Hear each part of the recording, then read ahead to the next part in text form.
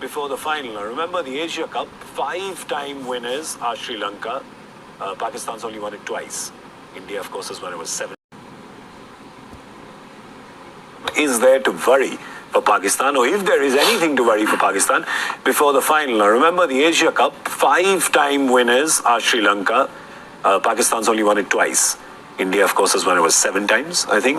So Pakistan can make it 3, or can Sri Lanka make it 6? Now for Pakistan, this is a very good opportunity. Yes, it is. For Sri Lanka, it's a good opportunity as well. But today, from what they've done, is it, I mean, let's have a look at their bowling analysis and we'll see. Their bowling has always been their strong suit, and you know that. And they've rested 2 of their bowlers. There's no Shah, there's no Naseem today. Both of these guys didn't play. And for these bowlers, very difficult to be harsh on them because their batters gave them absolutely nothing to kind of play with. But out of these, Ajay, the ones who impressed you still? Yeah, I mean, Snen, not because the first wicket we didn't even see, we were still on the show. Yeah. So I don't know how he picked up that wicket, and the second one that he got was a wide outside off stump. It could have gone for a 6 over third man as well. But I've enjoyed watching him. I've enjoyed watching him because, you know, you see an approach. I think, trying to remember, was it De Silva or someone that when he came back to bowl in his second spell, you know, he went for that full Yorker. Not at the stage where somebody's attacking. He's looking at a Yorker as in not a defensive mode, but as an attacking mode in that stage. Nice. So I enjoy bowlers who are in an attacking mode every time they come on to bowl. And obviously situations are different. So I enjoy Hasnain a lot. So I'm just hoping that, you know, because he wasn't there in the side when a friend who's... Shaheen Afridi or Mohammad Wasim? Dani was also fit. He wasn't in that side. Yeah, no. So, you know... He wasn't picked originally. He wasn't in the original squad. He came in as an injury replacement. Yeah. So one of the... It is for, I've enjoyed him Afridi, more than... Mohammad Wasim and Dhani have gone out. So he came in... so him and Hassan Ali came in, and of course, Yeah.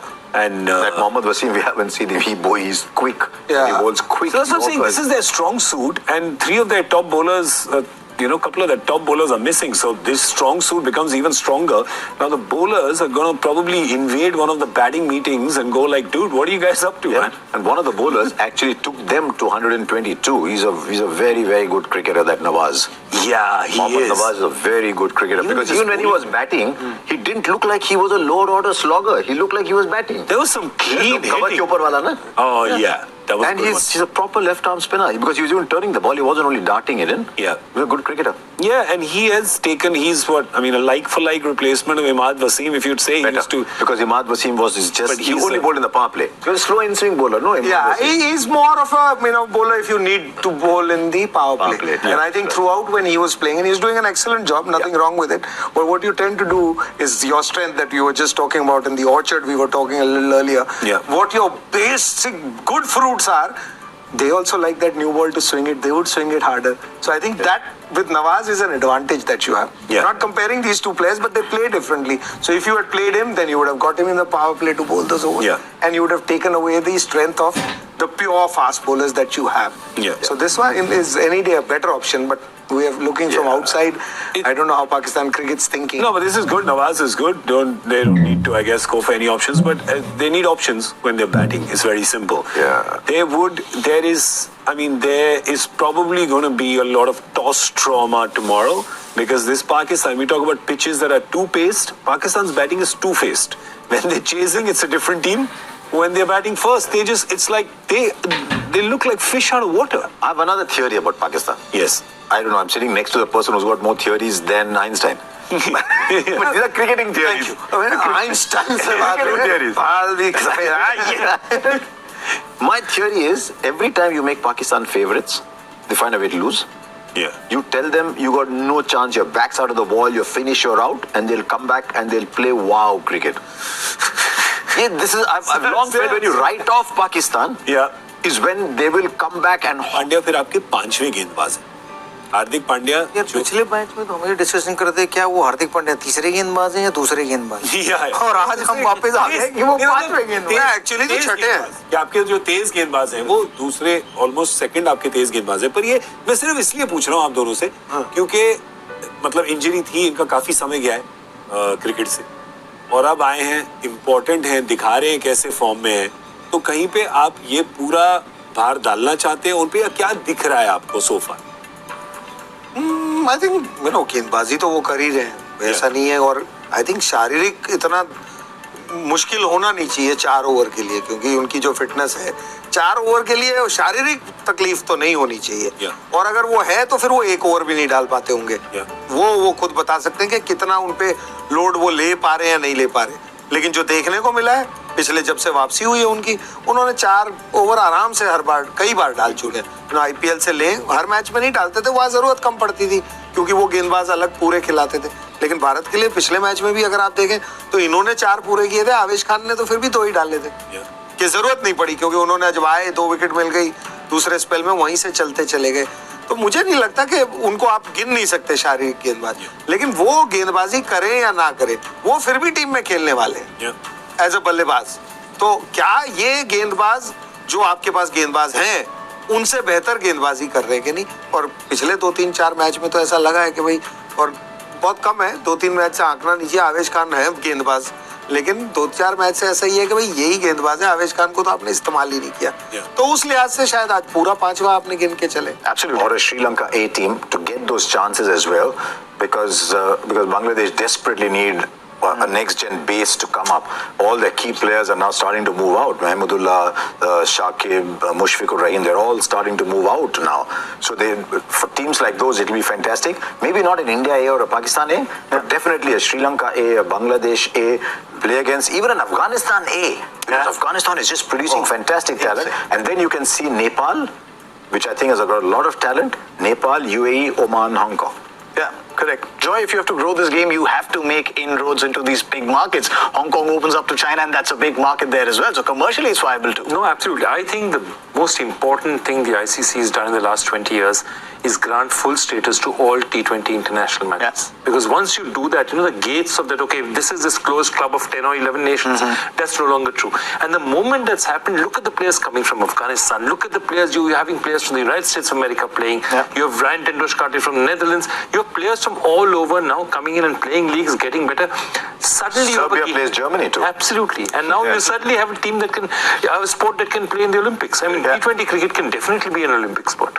Yeah, and the way they're improving, I think the case in point can be Afghanistan. Now, they also don't really play a lot of top-flight cricket with a lot of these top teams, but because of the kind of exposure that a lot of their players have in those T20 leagues, I mean, the one thing that stands out in that Afghanistan team right now, the way they played against Bangladesh and Sri Lanka, is how professional they are in the way they play. I mean, they don't get carried away that you can when you're a small team and you're winning, you're on a high, you get carried away. They're such professional players, they play with such aplomb, and that comes with playing across the world with the top flight. And there's a couple of other players who are not in the Afghanistan squad, who also go and play in the leagues. Noor Ahmed and Saleh Qais. Qais is the left arm wrist spinner. So they all go and play there. If I was Bangladesh, I would look at Afghanistan. Absolutely. And say, with what they have, look what they've done. With what I have, what am I doing? Correct. And I think Bangladesh should look to Afghanistan and say that is what you do when you make the most of what you have. What I love about Afghanistan is 2 things. The fast bowlers are coming through. They're not just a spin bowling side. Naveen Ulaq has played a lot of leagues around. And I really like Fazal Farooqi. Look at the batting that's coming. Rahmanullah Gurbaz is powerful player. Najibullah Dada finally moved up from being lost at number 7. So they've got the batting coming through as well. Correct. And we're talking about Afghanistan because that can be a case in point for teams like Hong Kong. Absolutely. I mean, the last time they played against India, they did give India a scare. We spoke about that partnership. We spoke how close they came in that game. And the more they play, the better they will get. It's also India's responsibility because India heads the ACC at the moment. Absolutely. It's India's responsibility now to start providing more games to them. And it's really important if they play more. We saw these players and there's some good promise in this team. Of course, we'll see them again today. The way they've played after having no cricket joy, they played for 3 consecutive months, and their captain, after they won the qualifier, Nazakat Khan, also said that some of our players have been playing throughout with niggles, throughout with proper injuries because we didn't have replacements. So it shows that the team has talent. It shows that the team has character. The more they play, the better they'll get. Absolutely. And you can't do anything now. We've had 2 really bad years for world cricket. All the way around. I mean, but the point of it is hurt the smaller teams more because they can't afford the bubbles. Just like in football, what are the leagues that came back first after the pandemic sort of subsided a bit? it was the top leagues, it was the NBA, it was F1, it was top level international cricket, because those were the countries, it was the IPL, because those were the tournaments that could afford the kind of bubbles that afforded, a situation like that. Normally, when you have a, huge situation like a world war, it's the lower cricket that comes up first, the lower grassroots games that come up. Here, because of the peculiar nature of it, it was the other way around. So it's been a huge, huge journey for these guys.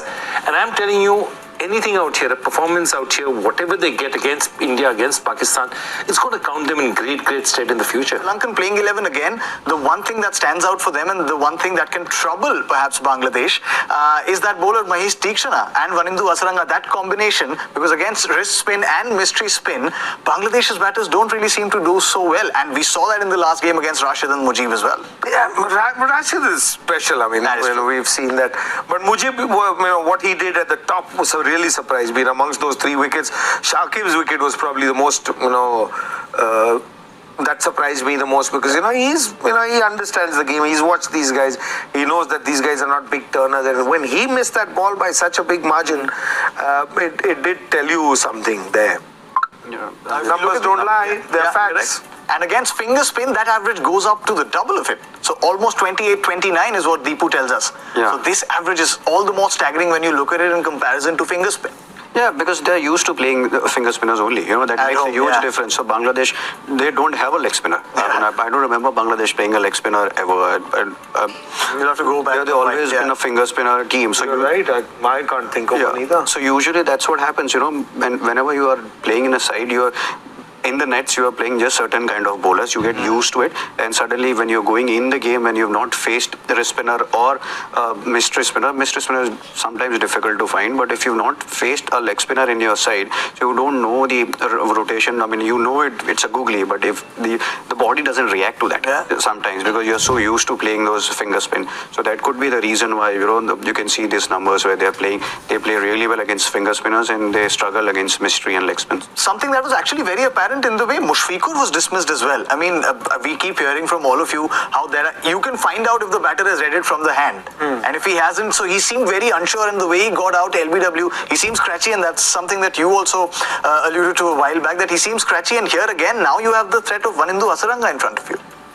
Yeah, I mean, he does look scratchy. I mean, it's very simple. He's a fabulous player. We've seen him, what he's done in the past. He couldn't get over the line at that time. We almost got Bangladesh to beat India. 2016. Yeah, but that, last run out by Dhoni, I have that memory. So I think when he was batting then, he looked a different player. Not just with that ball with Rashid the other day. If you just see how he's batting, I mean, just to give a perspective to people, KL Rahul, when he's batting well, and what you've seen him in Bangladesh in the first couple of games, he looks totally a different player. So, I think he's not at his peak or his batting peak or the form that, you would be looking for. Hasaranga and, Rashid, I'm a big fan of Rashid, but Hasaranga is somebody who probably gives you a little more time. Okay. Even if you get beaten in the air, you still have time. Rashid doesn't give you any time. So they're totally class apart, these two.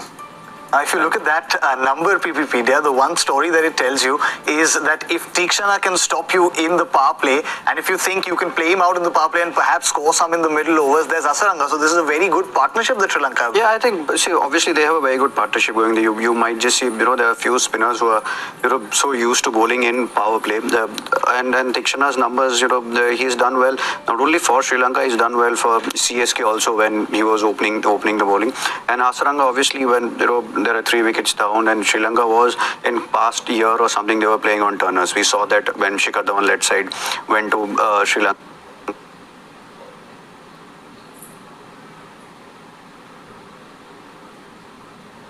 There were a lot of spin help, but I mean, see, that's what you want. You want a couple of spinners, one attacks in the power play, the other one attacks in the middle over. Then it becomes slightly difficult for the teams, and especially when we saw earlier the numbers of how Bangladeshi team have struggled, and all those experienced players who are struggling to get runs. Not Shakib hasn't got runs. Mushfiqur hasn't got runs. Mahmudullah just it's like he doesn't come out to bat. I don't know why they don't send him. I think he's such a good batter. If he's batting at number 4, he's someone who can bat through, and everyone else can play an attacking role. But at the moment, it's like everyone wanted to just try and play an anchor role, which I think that out of them, the best player is Mahmudullah, who doesn't come out to bat, or they don't send him to bat. So it's going to be, to me, I think Sri Lanka is definitely better side, and there are a couple of side that they don't have any quality bowlers. I think I do not agree with the thing. They have a quality bowlers. There is no doubt about it. It's just when there is a battle of words, you can say whatever you want. But yeah, Sri Lanka has quality in their bowling. There is no doubt about it. Well, there's probably more quality in the side at the moment today. Correct. And that list was very interesting. Can we put me back on? You have something else? I want to show you something in that list that Tikshana and Hasaranga. All right, sure. Why not? Because we tend to look at some things when I'm excited because I'm